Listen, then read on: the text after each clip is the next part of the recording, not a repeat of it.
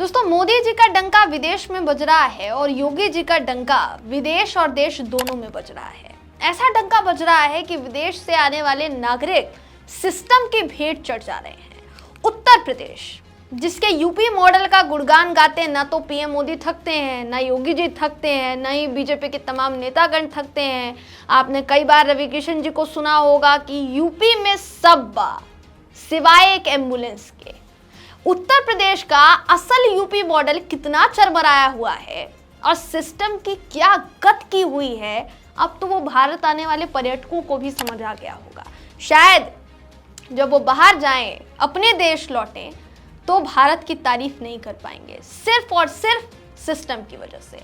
वो मेहमान जो हमारे देश आते हैं घूमने के लिए, ऐतिहासिक इमारतों को देखने के लिए आते हैं, उन पर स्टडी करने के लिए आते हैं, उस विदेशी मेहमान को उत्तर प्रदेश के सिस्टम की वजह से अपनी जान गंवानी पड़ गई। एक फ्रांसीसी महिला की मौत हो गई दोस्तों। जिन कारणों से हुई, वो कारण उत्तर प्रदेश के सिस्टम की पोल खोल रहे हैं।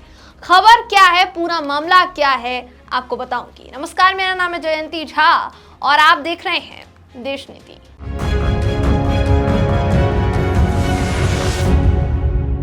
देश नीति, केवल सच्ची और पक्की खबरें।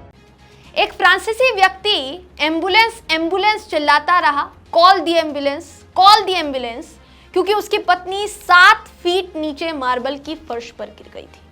सोचिए, ये हाल है उत्तर प्रदेश का और उत्तर प्रदेश के पर्यटन स्थानों का, जहां पर लोग आते हैं घूमने के लिए। पूरा मामला क्या है जान लीजिए। फतेहपुर सिकरी, जो कि आगरा से महज 37 किलोमीटर की दूरी पर है दोस्तों। आप ये समझ लीजिए कि आगरा के बहुत पास 7 अजूबे ताजमहल को माना जाता है। वहीं उसी के आसपास, जहां पर बहुत ज्यादा सिक्योरिटी होती है, उसके आसपास फतेहपुर सिकरी का जो स्मारक था, वहां फ्रांस का 20 सदस्यों का जो एक दल था, एक ग्रुप था, वो घूमने के लिए पहुंचा था। यहाँ पर दीवाने खास पर फोटोग्राफी करते समय रेलिंग के टूट जाने से महिला पर्यटक जो थी, एस्मा जिनका नाम बताया जा रहा है, वो करीब 7 फुट नीचे पत्थर के फर्श पर गिर गई। दोपहर 1:15 पर यह हादसा हुआ और उसके बाद उस महिला का पति एम्बुलेंस एम्बुलेंस चिल्लाता रहा। और एम्बुलेंस कितने बजे आई, जरा गौर फरमाइए। एम्बुलेंस आई 1:37 पर, यानी उस पर्यटक को तकरीबन आधे घंटे या आप कह सकते हैं 45 मिनट तक चिल्लाना पड़ा एम्बुलेंस के लिए, क्योंकि एम्बुलेंस नहीं आ रही थी। और जब एम्बुलेंस आती है, तब तक उस पर्यटक महिला की मौत हो जाती है।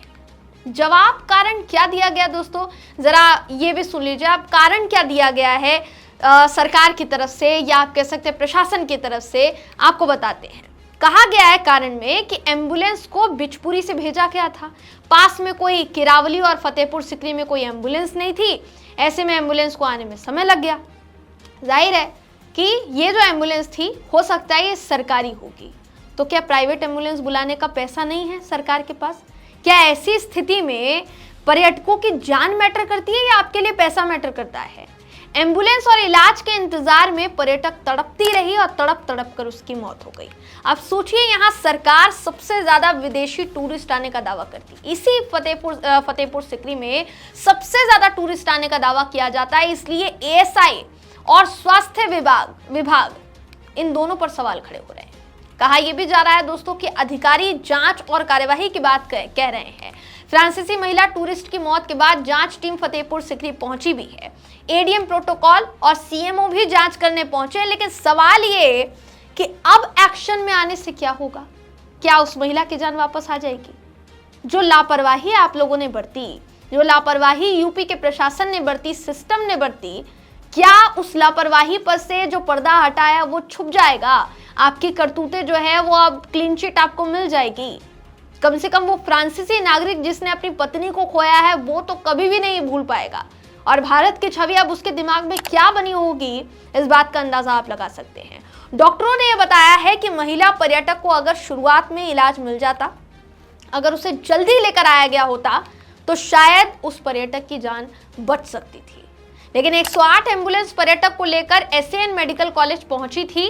वहां से दूसरी एम्बुलेंस से रेनबो हॉस्पिटल लेकर जाया गया।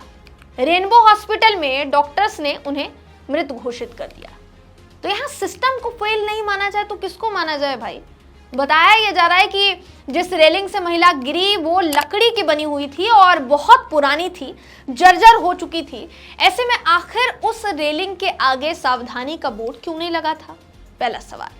एएसआई सुरक्षा कर्मियों ने क्या किया? जबकि अगर देखा जाए किसी भी पर्यटन स्थल पर दोस्तों एएसआई के सुरक्षा कर्मी तैनात होते हैं। आर्कियोलॉजिकल सर्वे ऑफ इंडिया आप कह सकते हैं, उसके जो सुरक्षा कर्मी होते हैं वो तैनात होते हैं। तो ऐसी स्थिति में वो कहां थे? ये सवाल। फर्स्ट एड इलाज में देरी कैसे हो गई? उस महिला को बेशक देखिए सुरक्षा कारणों की वजह से वहां जितने लोग थे, फ्रांसीसी नागरिक जितने आए थे, जब महिला को उठाने की कोशिश की गई तो उन लोगों ने मना कर दिया। लेकिन आप किसी भी तरीके से उनका वहीं पर इलाज कर सकते थे, फर्स्ट एड कम से कम किया जाता। जिस वजह से उनकी मौत हुई है, आप समझ सकते हैं कोई 7 फीट नीचे गिर जाएगा, जमीन पर, फर्श पर गिर जाएगा तो, और उसके सर में अगर चोट लगी है तो क्या वो बच पाएगा? पुलिस खामोश क्यों थी? ये सवाल। सरकारी एम्बुलेंस में अगर देरी हो रही थी तो प्राइवेट एम्बुलेंस क्यों नहीं बुलाई गई? ये तमाम तरीके के सवाल दोस्तों इस वक्त खड़े हो रहे हैं और इन तमाम सवालों के कटघरे में खड़ी हो रही है यूपी की योगी सरकार। अब हमारा सवाल तो यूपी की योगी सरकार से भी है और जरा हमारे देश की केंद्र सरकार से भी है कि आप जिस यूपी मॉडल का डंका पीटते नहीं थकते हैं, उस डंके को किस तरीके से फाड़ रहे हैं योगी जी, ये दिख रहा है कि नहीं दिख रहा है? हमारे देश की केंद्र सरकार विदेश में डंका बजा रही है, बहुत अच्छे से बजा रही है। कनाडा का मामला पता होगा आपको, अब ये वाला मामला देख लीजिए। इस पूरी घटना के बाद फ्रांस के लोगों में हमारे प्रति क्या आप कह सकते हैं भावना रह जाएगी, या भारत की जो छवि है वो किस तरीके की बनेगी, इस बात का आप अंदाजा लगा लीजिए कि भारत में एक एम्बुलेंस तक नहीं है। हमारे देश का यूपी जो कि सबसे ज्यादा विधानसभाओं वाला क्षेत्र है, सबसे ज्यादा जो सांसद हैं वहाँ के, ऐसा कहा जाता है कि अमीर बताए जाते हैं, काफ़ी जो सांसद हैं वो अच्छे जगह से आते हैं। तमाम सांसदों ने ये दावे किए हुए हैं कि यूपी में जब से योगी सरकार आई है सिस्टम वगैरह सब कुछ बदल कर रख दिया है, ऐसा कि बस पूछिए मत। लेकिन अब जो सच्चाई सामने आई है इसको क्या आप झुठला पाएंगे? क्या आप इसको झुठला पाएंगे? ये एक बड़ा सवाल है दोस्तों। हालांकि जब बात आती है आम जनता की तो यहाँ तो चलिए एम्बुलेंस बुलाने पर 35 मिनट बाद आ भी गई। तमाम खबरें तो कई खबरें ऐसी भी आ चुकी हैं जहां पर आम जनता को एम्बुलेंस भी नहीं मिलती, वो हॉस्पिटल के बाहर तड़पते रह जाते हैं। लेकिन क्योंकि उनके पास पैसा नहीं होता है देने के लिए तो उनको जमीन पर अपने परिजन की लाश को बैठकर देखना पड़ता है। तो यूपी में क्या हाल है ये अब आप समझ सकते हैं।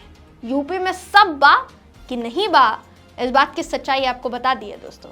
इस पूरी खबर पर आप क्या सोचते हैं, आपकी क्या राय है, कमेंट करके जरूर बताइएगा। वीडियो अगर आपको पसंद आया हो तो वीडियो को लाइक कीजिए, शेयर कीजिए, चैनल को सब्सक्राइब करना बिल्कुल भी ना भूलें। फिर मुलाकात होगी आपसे अगली वीडियो में, तब तक के लिए नमस्कार।